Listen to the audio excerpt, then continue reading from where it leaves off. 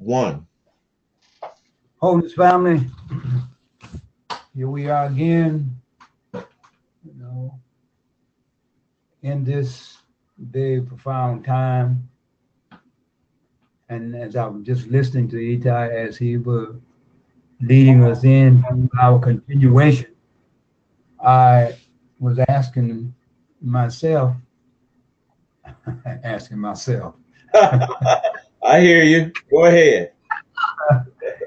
as to how the family feel in respect to that which we have been providing in terms of how to actually look at yourself and how to be concerned about self, and you know and really giving some serious evaluation and consideration in terms of the impetus of wholeness, divinity, oneness, and how vital it is in respect to everything that we continue to express.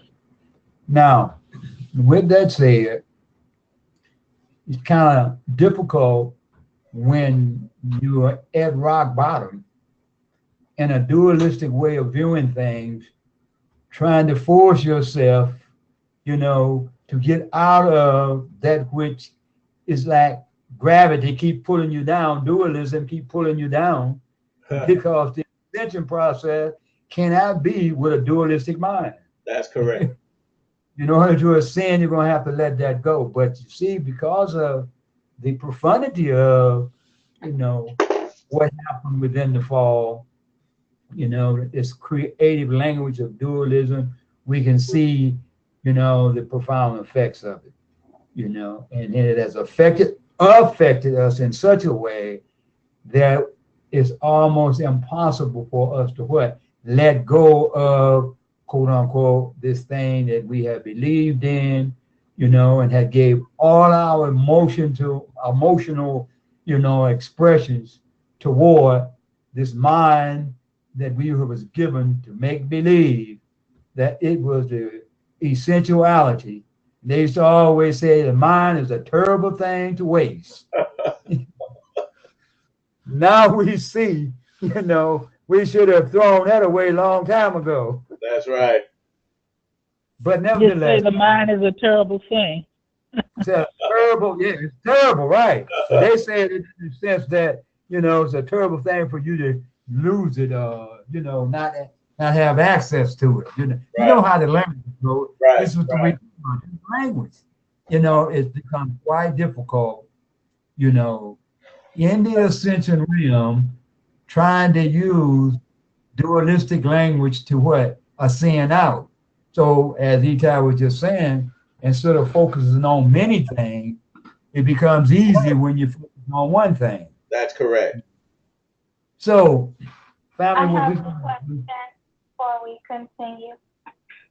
Can My question? Yes, my question has to do with the mind. What I want to understand is the difference between the mind that you all talk about and describe versus the logical thinking process. Well, the logical thinking process is with the mind. Right. So, So, at this point, we've been trying to redundantly keep talking about the mind in a manner that reveals what it has caused to happen to humanity. And to simplify, we keep saying it's a program. So as long as the program is what installed by somebody else, right, the objective is to what maintain, the program, so that what you are what committed to remaining in the predicament and conditions that you're in. That verifies itself. Whatever we've been trying to do, whatever we want to call it, you don't want to call it mind, call it whatever. It has not changed our condition. Our condition have not changed because of that which we call, quote unquote, the mind. We've been trying to get the God mind. We've been trying to get everything is centered around the mind. But why don't it work for us? simply because it was a part of speech or language that was put in motion that kept things from being whole and things from being in a divine, nature into a dualistic nature, which is not divine, And in so, it has become difficult for us to even talk, to exchange or try to exchange, what I'm saying, in a simplistic way, in terms of how we feel about one another and how we are committed to one another. And all that language, you try with all your heart. You would really be sweating sometimes and trying to conversate, trying to make somebody understand. But it's just almost impossible. So that programming is doing exactly what it's supposed to do in simple. So what I want us to do today is to just hold on just a little while. We're going to see what this mindset really is and what it has caused to happen. Because I see at this point, I don't think we've actually seen it, totally. We had glimpses of, what's that, aha moments of, but have not been able to hold on to it. In other words, as soon as we get off the line, we get right back into our day-to-day, struggle with what? Paying bills and working for somebody else and, trying to get along with somebody. All this is a part of a mind. Nasik. Nasik. Uh-huh. You know what the biggest confusion has been is that we have confused. Well, I mean, you can see it in the in the general even expression of esoteric knowledge. They have confused the mind with consciousness. Absolutely, that's the whole thing. And We the consciousness read that bottom yesterday. line. This is the bottom line. We have confused the mind with consciousness. Now, Nasik has given us a very good reference called biocentrism. All right, this it's by Lanza. Am I correct, Nasik? Let me go back there right now, Eitai, for everybody. Let's go back there. Come forward. You have it? Have it up. And the point that I want to make, he gives us this section where we've come back to continuously that deals with this very directly. How the philosophers and how modern science, and even some of the esoteric writers, on the periphery, have confused the mind. They've been trying to meld this mind in with a unifying theory. Am I correct, Nasik? Yes, that's right. So Right. we really have to listen carefully because we're taking a big picture look at this and showing you that it's impossible to put the two together. Whether we say it consciously or not, we are melding the mind and confusing that with consciousness. Absolutely is what happened. Absolutely. And furthermore, we are confusing awareness with consciousness. Mm-hmm. So, Nasik, go ahead. Can I say something? Isn't consciousness connected with the heart as well? That's entirely the essence of what the introduction was about.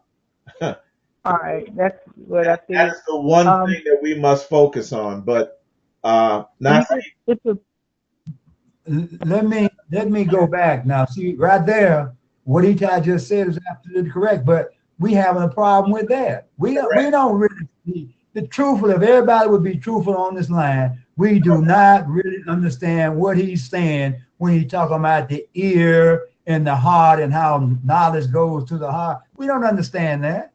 I You feel know, as if I do. I wanted to something that I read in the thing, and I didn't want to interrupt you. I wanted to save this for later, but you're speaking to it now, and it's the energy level 600 teeth. Let's see. The energy field is associated with the experience designated by such terms as transcendence. I won't go through the rest of them. This says it is extremely rare. When this state is reached, the distinction between subject and object disappears, and there is no specific focal point of perception. Not uncommonly, individuals at this level remove themselves from the world as the state of bliss and ensues precludes ordinary activity. They become spiritual teachers. Others work anonymously for the betterment of mankind. And I believe, I know that that's been my agitation in removing myself and spending that alone time away from, just like you said, Abba, is when we get offline. That's my hookup, is being online for the class. And after that, I want to be away to myself. Right. okay, well, at that point there, though, see, Let's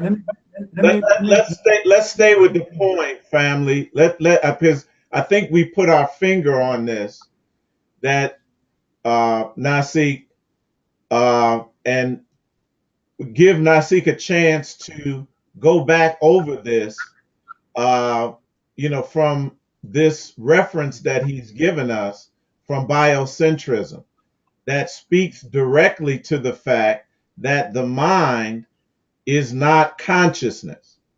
We got to get this. This, Nasik, I believe, is fundamental. no, we have to get this. And I want to read a portion. I know where Nasik, I think I know where Nasik is going. Nasik, this portion where it begins with yes, exactly, correct? Well, I was going to go back to where it says subjective consciousness and objective consciousness. Got you. That's where I was going to go. Okay, go right ahead. Okay. Now, the idea of consciousness has always been a problem for scientists, physicists, Right. and, what you call spiritual people, religious people, because they prefer to call it ruach or spirit. Right. And this is what we're struggling with, family, this language. And I want us to, be patient with ourselves, and pay close attention. It say seem lave. Seem lave is what? With all your heart. Your heart. Let your heart deal with this. Not the brain. Let's let our heart deal with this. And we're going to see exactly what we're up against in terms of we looking at consciousness as being the same as the mind. But Joe Dispenza makes it, precisely and specifically clear as to what they are calling the mind. In other words, he simply said there is no mind. This is his word. It's not mine. He said, subjective consciousness can exist both in the body and independent of the body. When people have an out-of-body experience during which they are completely aware, yet can see the body lying in the bed, it is subjective consciousness. That is, aware in the experience, independent of the body. Therefore, subjective consciousness is not the body, but it uses the body. It is our self-consciousness identity. For the most part, it is localized within the physical body. As human beings, we possess both elements of consciousness. We are consciously aware as a subjective consciousness, and we exist because we are connected to the force of life that is an objective consciousness. Now, Eitai just got through laying this out. He said, the brain without consciousness is inert and lifeless. When consciousness is facilitated through the human brain, the end result is called mind. Mind is a working brain, a brain in action. Mind comes into being when an operating brain is animated with life. Okay, now we're going to hold right there. If mind come into existence when an operating brain is animated with, what is it that animates the brain then? Consciousness. It's got to be consciousness. We got to hear what we're saying, family, please. He goes on to say, there is no mind without the physical expression of the life through the functioning brain. So that means then there ain't no mind. Because it's not the mind that animates the brain, it's consciousness. But it's just like Eitai said, we're what? Thinking, because we done been told and programmed so long to believe in this mind, it's hard to get out of that way of viewing things. Because what? It's always two ways of looking at it. Well, that's my mind. That's how I see it, So what did that do? That puts us as odds again, Continuing on. It said, mind then is the product of consciousness. Let me read that again. Mind then is a product of consciousness. Well, how do you have a mind and you got consciousness? Which is it now? You can't have one thing with two different names. You can't have one thing with two different names. That would be duality, wouldn't it? Dang. The mind there then is the product of consciousness manipulating the subtle and diverse neural tissues of the brain. So if consciousness is manipulating the neural tissues, and consciousness is responsible for what? Bringing all things from rest into what? Physicality. Where is the mind, family? Where's the mind? Okay, continuing on. Since both these specific levels of consciousness animate the brain, we must possess two different arrangements at work in the brain. We have conscious, now he said we have conscious mind, and yesterday we what? We spoke to that. We have conscious mind, but we're going to use the word conscious awareness or conscious energy.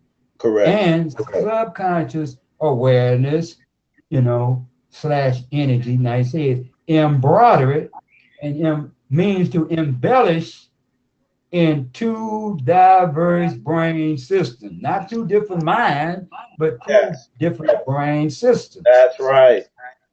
Now listen, now here's the catch. I don't think we got here yesterday. But if we didn't, it went past us. This two diverse brain systems that is being referred to only exists in dualism. Okay? Absolutely. Not in wholeness. Now that we have a greater understanding of the role of the brain's relationship to the overall function of the physical flesh, as opposed to what everyone calls the mind. Let us look at the modern simulated false mind matrix of reality.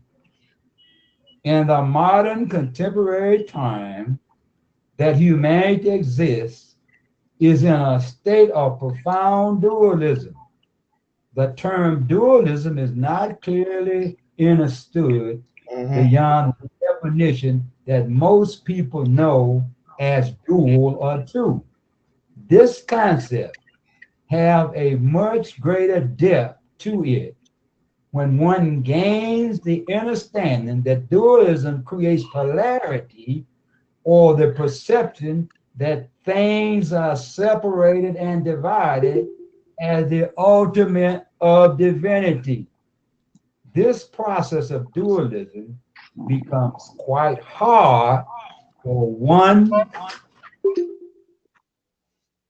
to understand when they are trying to use the mind in process and wholeness as the only reality in the universe and that of humanity.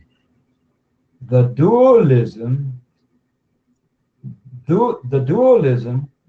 is the mind which prevents access to consciousness because it's directly connected to the inner organ, such as the brain, and the heart. Now, Eitai went on to explain how we have to be careful because what we hear, it goes to what? The heart as well as to other organs. Because they're all connected together. That's why the term discernment was used. When the concept of Genesis arises, we generally think of it as the beginning of life. We must rethink this as our starting point of life. More accurately, it should be said that it is the process of life in devolution or decline, moving away from true life. Remember, life is consciousness or divinity / wholeness at rest before moving toward physicality and the loss of one's true divine nature. So, with that said, we can clearly state if we accept consciousness at rest, being responsible for bringing the physicality in there, then where was the mind at before we what? Devolve into this physical mind matrix that we're talking about. That's one point. The next point is this. Says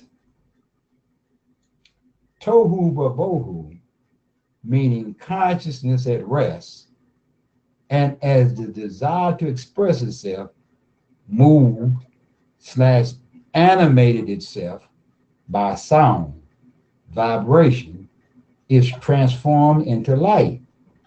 Hence sound and then light. Thus it is divided into two waves and particles, divided into two, waves and particles. Thus, in the division / separation, it was downward from the non-material state to particles, the material state. As the light was separated from darkness, the concept of light meaning luminous, and thus introducing the scientific term of sonoluminescence. As the devolution continued, we are given another scientific term called morphogenesis. This is the term used by scientists to explain how consciousness through sound and light are responsible for the shaping of tissues and organs, etc. Geometry is a science applied when it comes to the material, physical shaping of everything in the creation. Now, listen to this point right here. I think this should clear up everything. This is a quote from a book by the name Beyond the Vortex. Beyond the Vortex, page 99, by Richard Danelli. Richard Danelli, Beyond the Vortex. And he quotes, in human beings, the power of manifestation and magnetization are activated by merely thinking about something happening or seeing it. Now he used the word mind's eye. Now follow this now. Follow this.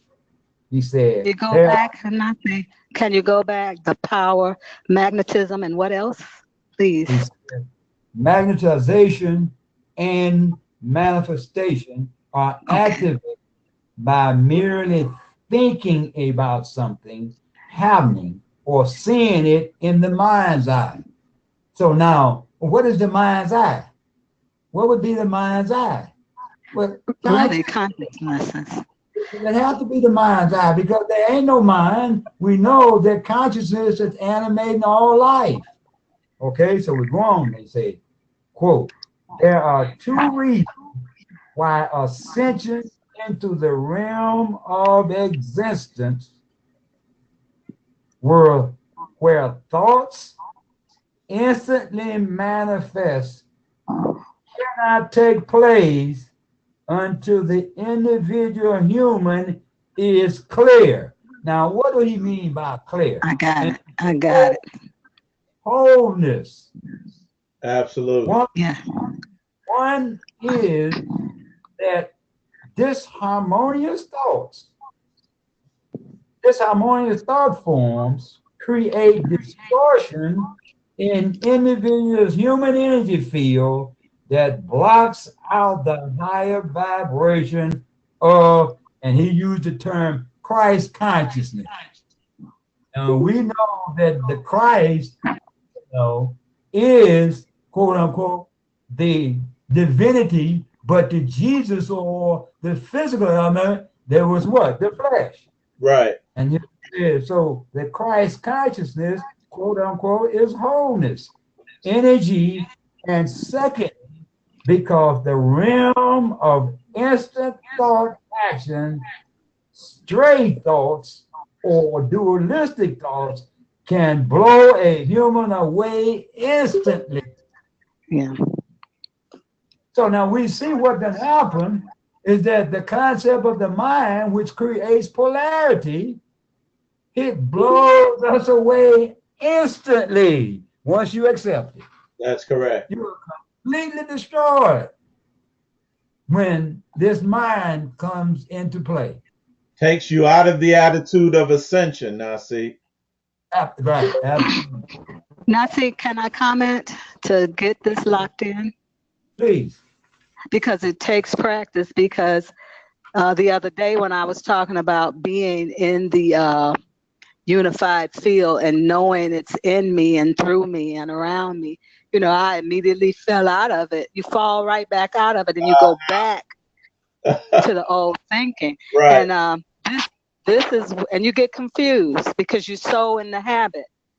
But I had a thought that when you were saying that the light, it has two properties, both the particle and the wave. Yes. It seems like the particle is, an individuality, but that wave is that cord.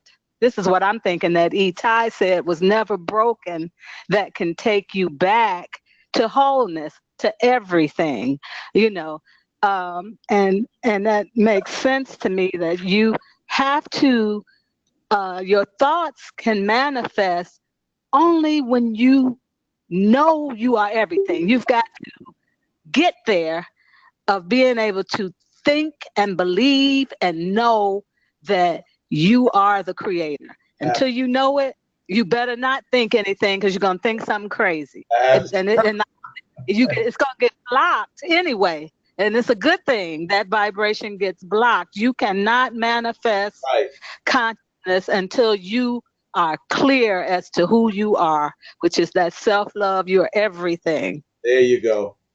There you got it, Shronan. That's it. That's it. That's it. That's it. That's it. This is what the guy he was saying. He says, until you become clear, he said, one is that disharmonious thoughts, which is what? Dualistic.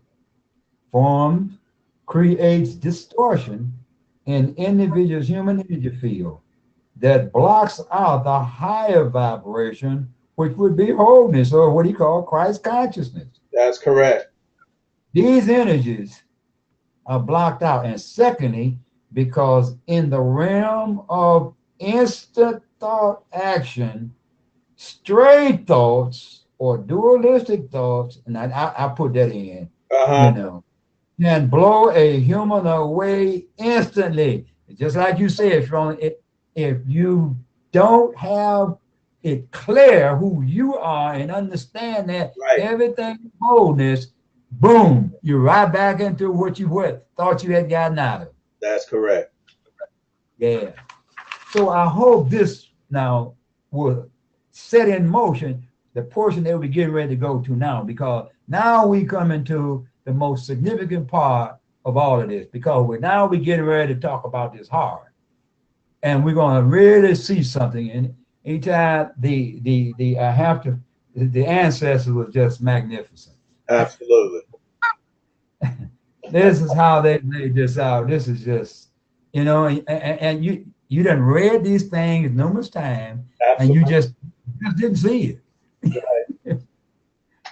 First, let me give the family the general idea concerning the heart, that it is that which pumps the blood through the body's flesh.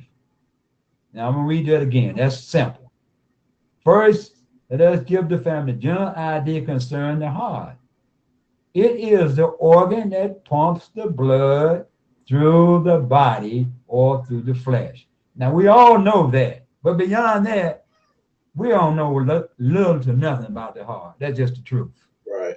I know one thing we do know: if it stopped pumping, what happens though? Now, that we know. We do know that if it stopped pumping, that's the end of everything. So the mind or the brain or whatever we talk about, all that is finished once the heart stops, right? Right. So now let's look at this heart with a little bit more depth. It says, though this is the prevailing position on this organ, we must view it from another whole perspective, which is consciousness.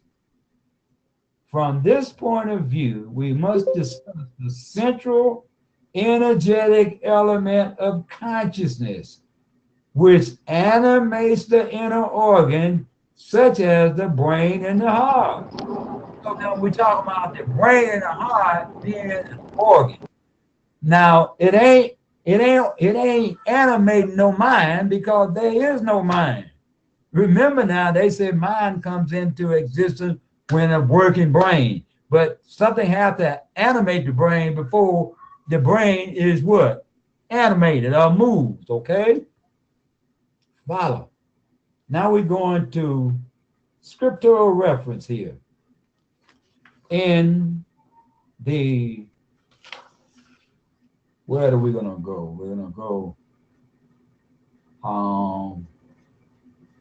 Leviticus.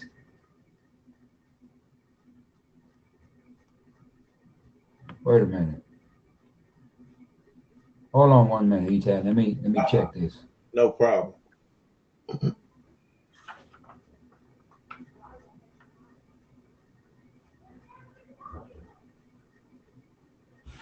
Now, how did that happen? 1 second. Hold on. 1 second. I'll pause it and I see. Yeah, do that. Okay.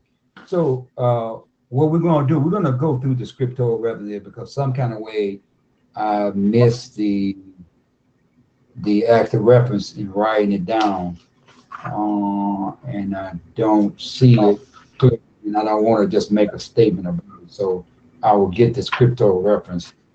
We're going to start with verse 1, and it reads. Leviticus what, I see? Now, I'm not sure, that's why I want to say Okay. I'm going to have to get the reference, All right. Once you read a word, I can find it. Right. Okay. Verse 1, it says, and it shall come to pass when all these things come upon the, I know it's Deuteronomy, that's where it is. Uh-huh. Deuteronomy, must be Deuteronomy 29. I think so. Or maybe 30, but go ahead, Nasik. I think It's probably 30, right? Uh-huh. Okay. That's what it is, Deuteronomy. shall come to pass.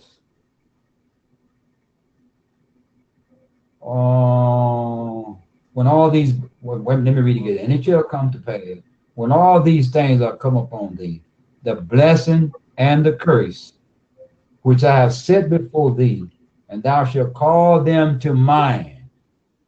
Now, Eitai, take your time in finding the word, Yes, because I want yes, us. I got it. I got it now. Okay, 28, right? Yeah. The blessings and the curses. Right. right. 28. This word, M-I-N-D, they got here. Uh-huh. Take it's 3824. 3824. I already know where you're going. See why we messed up, family. Yeah. Among all the nations where the Lord thy God has driven thee. And it shall return, and thou shalt return unto the Lord thy God, and shalt obey his voice according to all that I command thee this day.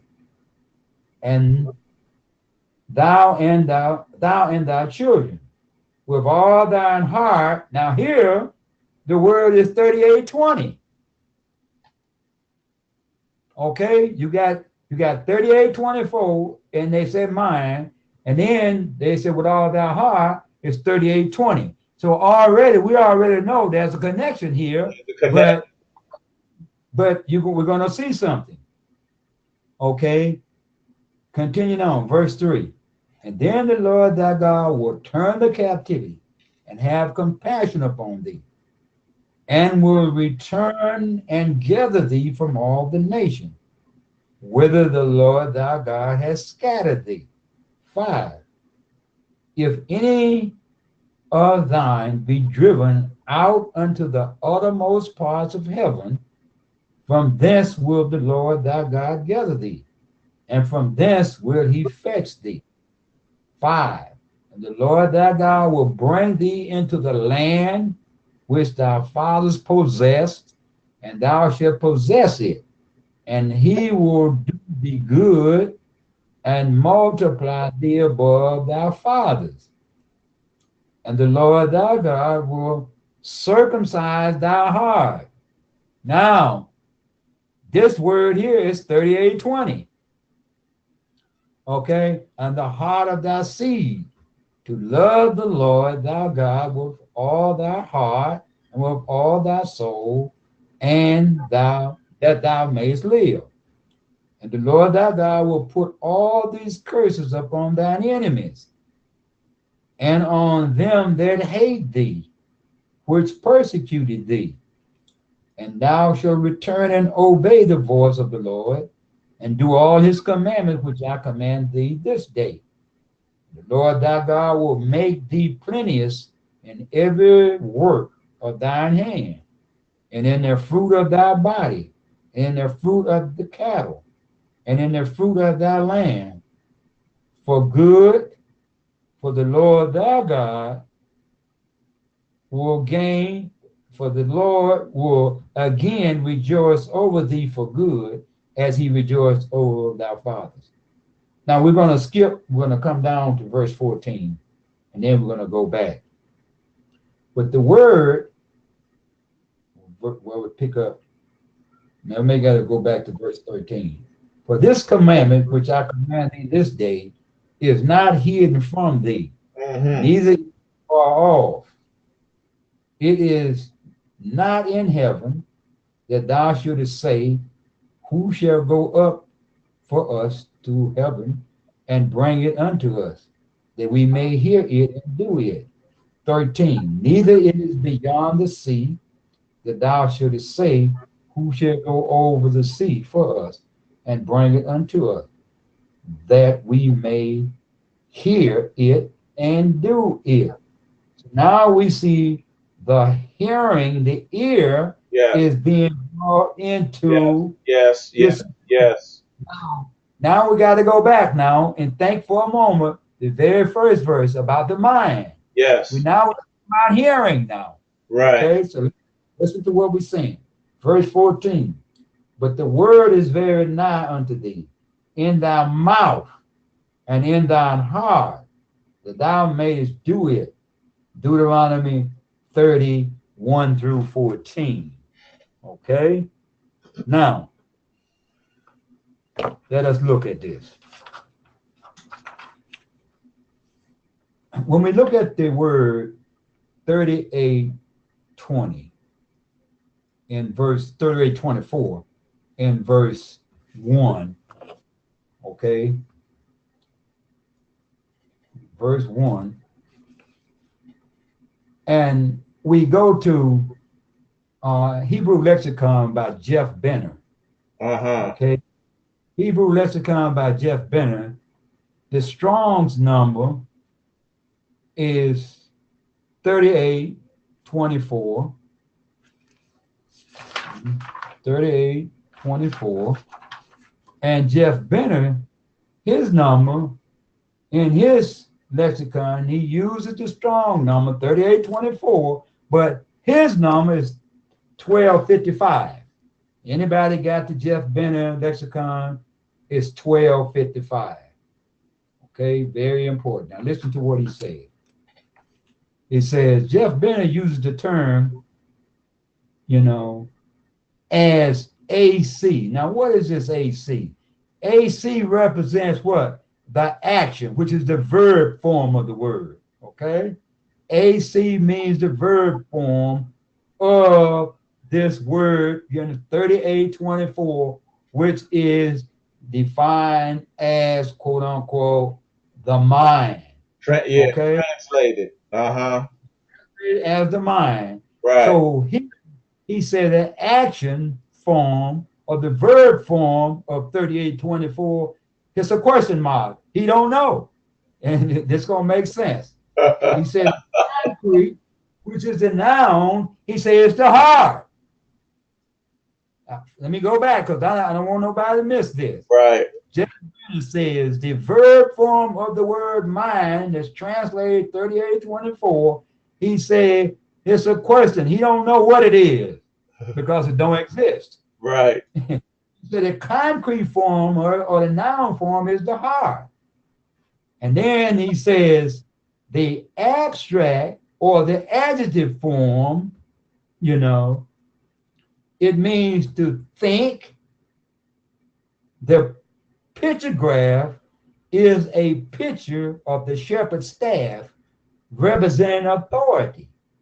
The staff or Hebrew letter symbol is a picture of a tent representing what is inside. Combined, these mean authority inside. So what he's saying is the heart is where the authority is taking place at. That's right. Okay? He says the consciousness of man, this is his word now, the consciousness of man is seen as coming from deep inside the chest, the heart. This is Jeff Brenner. There is an inside desire for water, English life, love, liver, the seat of passion, okay? And the seat of passion is, is what we talk about love. Love, absolutely. Now, then he uses the word lev. Lev is heart, Hebrew for heart, lev. He says the action, he says, is the verb again, question mark. But the concrete is hard. And he said the abstract is question. Now, that means only one thing that he says he's having knowledge of is the physical heart. Everything else, he got a question mark about. That's right. Then he said the organ that pumps blood. The organ is also seen as the seat of thought. Oh, the seat of what? Thought. Right. I thought the thoughts come from the brain. He said the seat of thought and emotions. There you go. Then he says the mind is 38:20. Now, when we look at the mind 38:20, family, we're going to find something very interesting here. Now, 38:24, what we just got to dealing with. So let's look at 38:20. Now, So now let's look at the English dictionary at the word mind. Okay, Middle English from Old English, G-R-M-Y-D, Germard. More at mental, 12th century. One, recollection, memory. Two, the element, now here we go, the element or complex of elements in an individual that feels, perceives, thinks, wills, and especially reason. So what is this complex element, you know, in an individual that feels? Now we look at, what we got: the heart, the brain, all your inner organs, they feel and they respond based upon things that they hear that comes in through the ear into the heart, and the heart and the brain works together to send what? Messages to what? All of the organs. Is that correct or That's not? it. That's it. Bottom line, that's it. All right, let's follow now. Then he goes on to say, it says, the conscious mental. Now here's, mark this word down, family: events. Events, the conscious mental events and capabilities in an organism. Now this word event going to really reveal something that the ancestors did when we get to the book of Leviticus about the blood, being, necessary for to make an atonement for your soul. And when you get here now, we're going to see what the ancestor did with this word event. So make a note of it. Make a note. Therefore, by definition, this cannot be the mind, because the organs are animated by consciousness, such as the brain and the heart.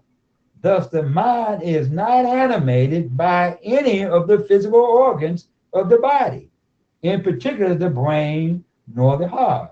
So it is consciousness that animates or moves the brain or the heart, and not the mind. Now the word event. Now follow us, because this is going to really, really bring us to something here. Event. Noun, Middle English or Latin, Middle French. Excuse me, please. I need you to read the last sentence you said before. Okay, no problem. Thank you.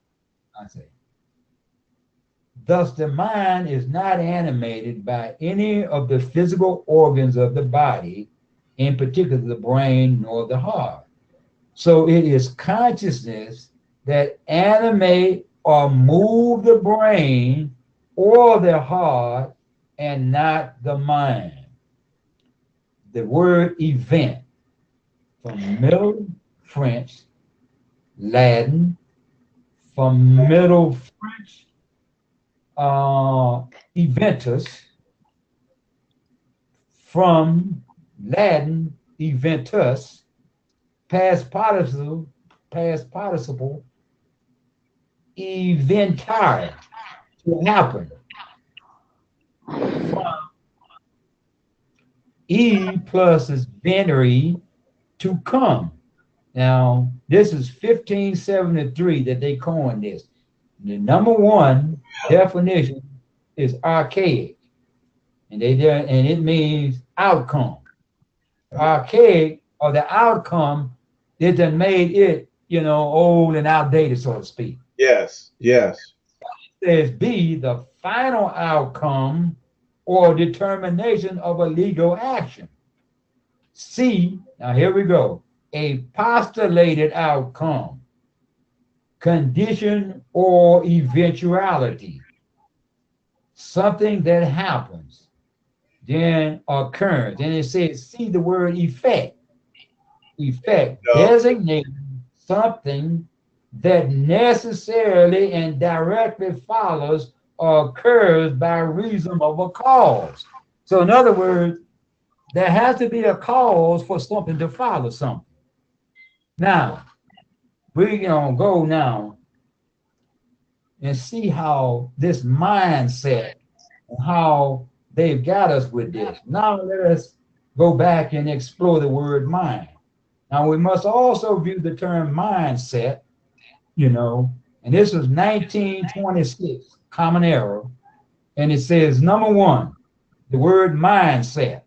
We talk about the mind, and we say, you got this is a mindset that you got. You need to get out of it. And this was coined in 1926. Number one, a mental inclination, tendency, or habit. A habit.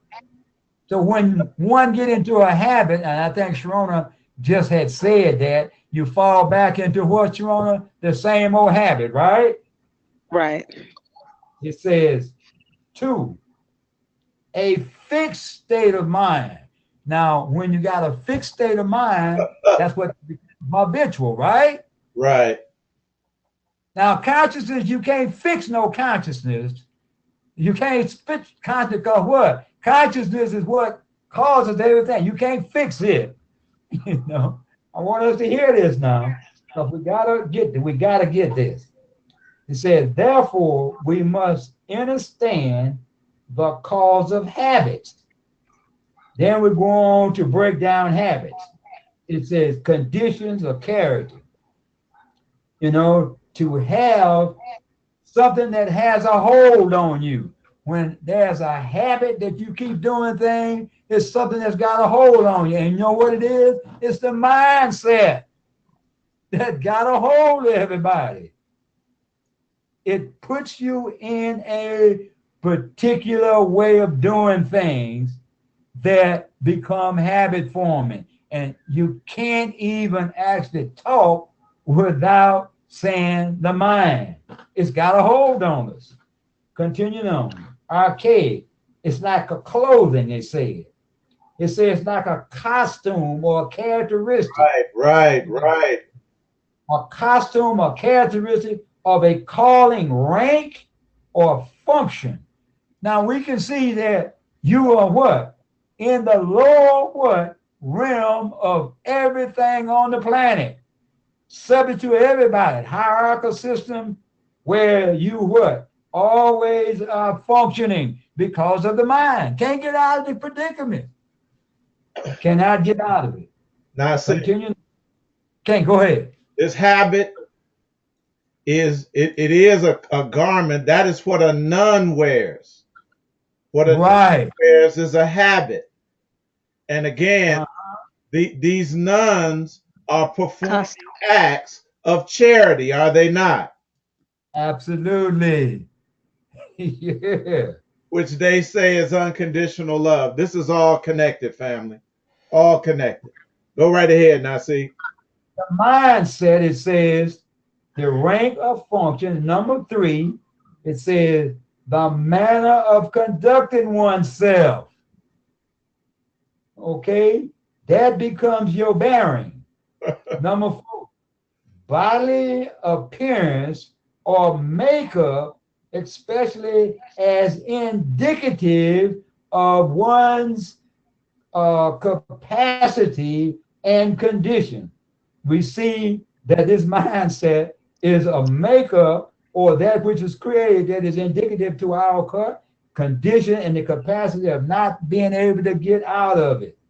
The prevailing disposition or character of a person's thoughts and feeling, mental makeup. And then it goes on to say, see synonym habit. And the habit implies a doing unconsciously and often compulsively by way of a rigid, fixed state of mind set. I didn't say that. That's what the dictionary says. A rigid, fixed state of mindset. Now, but that's what the planet is right now. We can see that this thing is a little bit more dangerous than it appeared to be, huh? Yes. Any questions or comments, family? Nasik, we probably have to do this again with everything showing you know, all of the material that you use in it, because I think we, in order to get out of this conditioning, this electromagnetic state that we're in, it's an awkward state, but you have to practice, and that's what the ascension techniques. There are certain things that bring you energetically out of this field, and that's what we got to get into. Hey, I agree. I agree with having the information, you know, available and handy. You're gonna have all the notes, Yeah, right. everything. Okay. Nasik, I Okay, remember. go ahead. if someone else had a question, I'll hold until they answer the question. I'm just going to make an observation.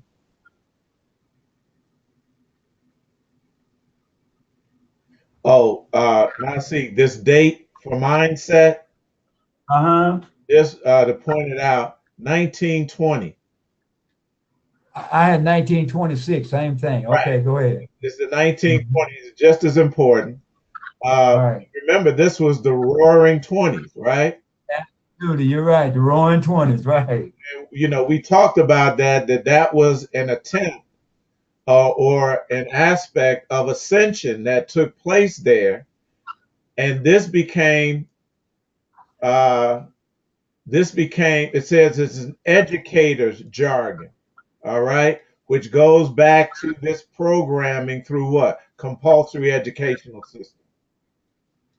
So this, Yes, I mean, it all fits in, it all fits in perfect, right? right?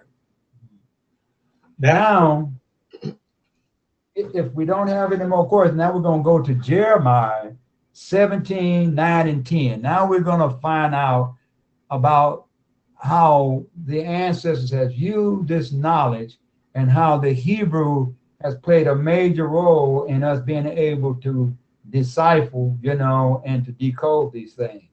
Jeremiah 17, 9, and 10. And I've always wondered about this particular, you know, chapter and these two verses. Verse 9 and 10, Jeremiah 17, 9 and 10. Now, family, remember, Jeremiah was supposedly responsible for writing the book of Lamentations. right. That's where we're going to close out with the Lamentations. I just want to, you know, kind of like make you aware that Jeremiah is supposed to be the writer, and Jeremiah was considered the mourning, crying prophet, okay? But we know now who that crying prophet and who that really is. We know that's us right now. We crying right. So we read verse 9. Their heart is deceitful, family, above all things, and desperately wicked. Who can know it? Now, this is an interesting verse here. Yes, sir. 10. I, the Lord, search the heart. I try the reins, even to give every man according to his ways and according to the fruit of his doings. Now, that key point right there, doings. Now, if you remember just back, we read where consciously, unconsciously doing things. You know, we said implies a doing unconsciously and often compulsory by way of rigid, fixed state of mind. This is a habit now. Okay? So we have been doing things unconsciously and often compulsively by way of a rigid state or mindset. Now, when we go back now and we look at Jeremiah, it said, the heart is deceitful above all things and desperately wicked. Who can know it? I, the Lord, search the heart. I try the rein and give every man according to his ways and according to the fruit of his doings. Now, have we been doing things, you know, unconsciously Yeah. And has it been compulsively? Of course it have been, you know. So now we got to ask, what was it that was causing this? What was causing it? What was causing us? The programming, the mind is causing you to what? Do things unconsciously, because if you was conscious, you wouldn't do things that is what? Desperately wicked, would you? That's right. So let's follow along. Here we go. It's a let us consult the biblical narrative on the heart being deceitful. And the word for deceitful here is 61:21. Okay, 61:21, the Hebrew word. Say above all things and desperately wicked. Okay, the word wicked is 605. Okay, 605. Who can know it? And the word know here is 3045. These are the Hebrew words. We're going to cover them when we're just giving the number now. We must examine the relationship between the heart, the blood, and with it being the life of the flesh. Now let's think for a moment. If the blood is the life of the flesh, and if the heart is wicked, okay, what are we doing in terms of life? It's just I want us to think a little bit. If we're doing things unconsciously and compulsively, you know, by virtue of us not understanding, you know, the mindset that's causing us the programming, then we are responsible for what? All the things that's happening to us. And what we've been saying about that, we've been saying that we need to stop blaming the average man. We Okay. need to stop blaming white people. You know, we've been doing this to ourselves and we see now. Okay? Continuing on. Our first observation has to be with the understanding of this chapter of the mind/heart, appearing that the two are directly connected. Uh-huh. First and foremost, they are not the same. Though we must understand this relationship. Whenever we accept the idea of the blood being the life of the flesh, this is to say that the flesh depends upon the blood for its existence. If it's the life of the flesh, then the flesh depends upon the blood for its existence. So now we see that the blood has a major role then. Yes. All right? Blood has a major role, and we're going to really see something here. We must carefully re-examine this statement with close scrutiny in one's effort to know the truth. Although there has to be a relationship of the blood and the heart, but not with the mind. The relationship of the blood and the mind guarantees one absolute, and that is to be dumb, D-U-M-B, and dumbfounded or astonished at what is occurring as to why they are destroying oneself. Now we're going to see by this word dumb and this word, we know now anybody that understands Hebrew, there's a word for blood, and it's what? What's the word for blood, family? Dom. There we go. You see the etymological connection already. You got to hear Adam it and down. You heard it already.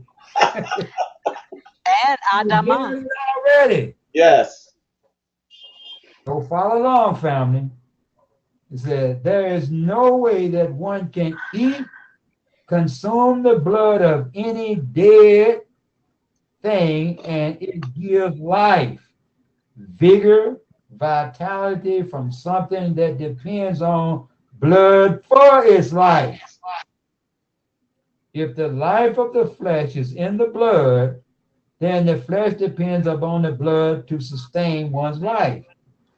The other side of the coin is that the blood is the life. The life one consumes, eats, you actually take on the energetic vibrational frequency of the animal that you eat.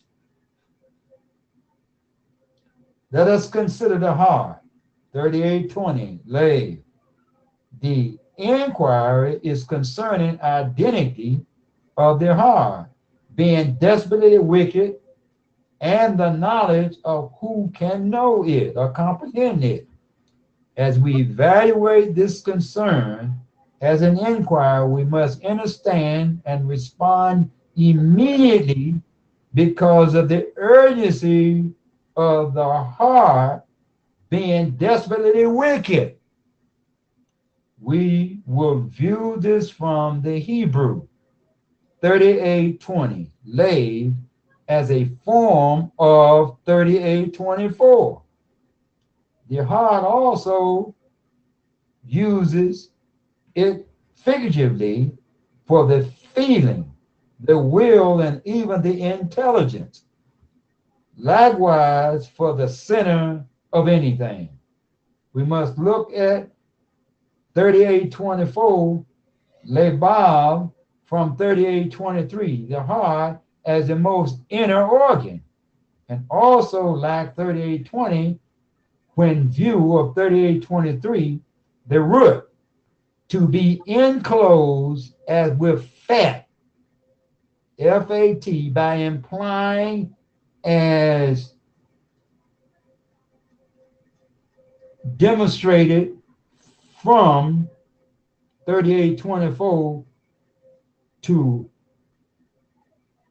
hold on a minute, family. Eitai, hold it for a minute there. Gotcha. Meaning to unhear, i.e., in a good sense, transparent with love, or in a bad sense, stupefy. And this stupefy is to cause one to appear or be stupid or foolish or absurdly illogical. Now, what happens is that when we see 3824 as being the heart, is really not talking about the heart that is enclosed within the body. It is referring to, quote unquote, the mind that has been, that causes duality and causes you to see things in a dualistic way, causing you to be foolish as opposed to what? Seeing things, what? Only one way. Okay? Very important. Okay, it says illogical, meaning to invalidate or make ineffective. I'm sure we are now able to recognize this is not the physical pump or heart making or causing one's destruction. Although I must caution the family of the blood being the life of the flesh as having a relation to the physical heart's connection to one's eating consumption, be it the mouth or the ears. The mind is the programming, providing the illusion to all that an individual or people intake, however, their mouth or ears. The mind is the uninvited, uncommon intruder, unwelcome intruder that have gained access to our inner organs, in particular the brain and the heart. In this physical sense, as the heart pumps the blood to the brain, which is the central nervous system, which gives access to every other organ of the body, we have to understand the profound effect this illusion of the mind is having upon the physical body / flesh. When the impulses as emotions, feelings, thoughts, ideas, and assumptions are given free access to one's entire system. That's what the mind does, family. We have to understand the destructive effect that we have had, that we have been, and still may be causing to happen when happen that we have not been conscious of. This mind that we have not been conscious of, the destruction it has been causing, is far beyond what meets what we call the physical eye. We really got to understand this aspect of the mind, because it gives what? Direct access to what? A thought process directly accessing to all of the organs, causing all the organs to be affected by the way we think. So we said thought precedes substance, right? So now the thoughts that we are perceiving, that's what incorrect, is what, is what's causing the substance that what is what we are experiencing. It's no myth. We are experiencing the thing from the mind. We're not experiencing things from consciousness. We've been experiencing things from this mind. And that's why we get sick. Go ahead. Making us sick. Go ahead. I just said making us sick. Right. Physically and mentally. Yeah. As we walk this portion out, let us verify this by the narrative in the phrase, I, the Lord, search the heart, try the reins, and give to every man according to his ways and according to the fruit of his doing. First, we need to understand the allegory in Jeremiah 17:10. When reviewing this verse, we must see this as ourselves in search, and the word for search is 27:13. I guess it's pronounced kakar. Through this primitive root to penetrate, hence to examine intimately. Now, we have not been examining anything, you know what I'm saying, nor penetrating, examining anything intimately in respect to this allegorical concept of Jeremiah 17:10 about trying their heart, and searching, and considering. Goes on to say to find out, to make or search out, or sound, S-O-U-N-D. There you go. The sound. So this sound that comes from consciousness, moving from rest. Now we see how this sound of these words is profoundly affecting every organ in the body through the heart. Through the heart, not through the mind. That's right. What is that scriptural reference? Jeremiah 17:10. Say it again, please. Jeremiah 17:10. 17:10. Jeremiah 17:10. I love it because Eitai just touched upon this just yesterday. That's right. So here we go.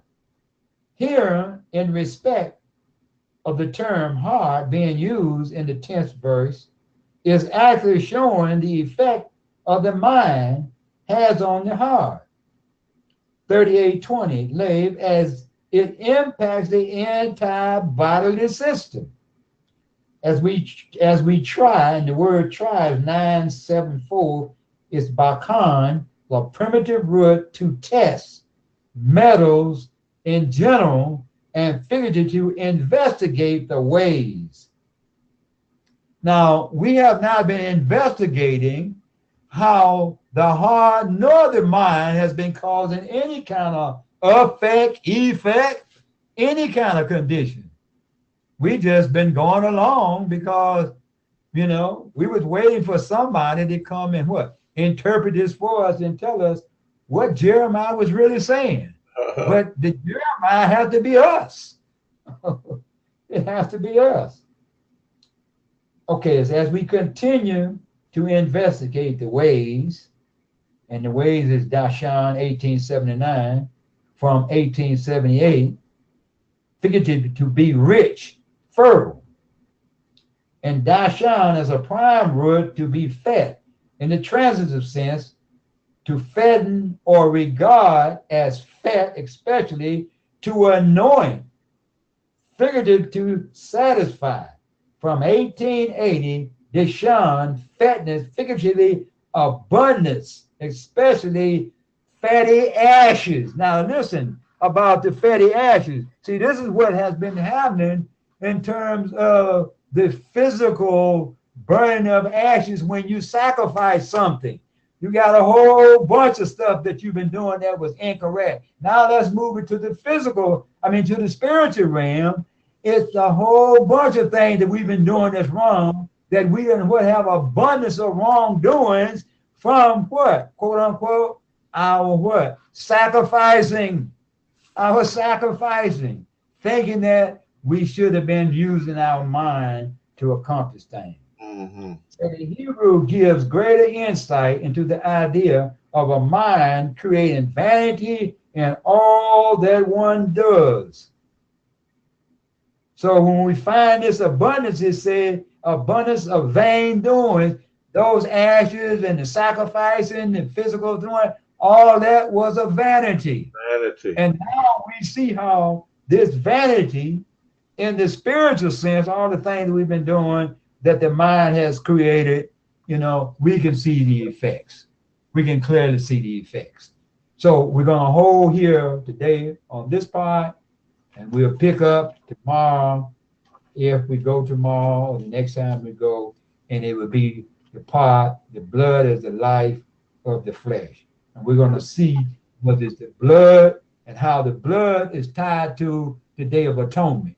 And we're going to really find out what the ancestors did with this word, the washing and bathing oneself when they became inactive or separated, and they would say, wash and bathe, and you would what? Be unclean until, and the word they use is EVEN. But we're going to show you what EVEN really was. So, family, we're going to cut it off right here, and we will pick up when we come back the next time around.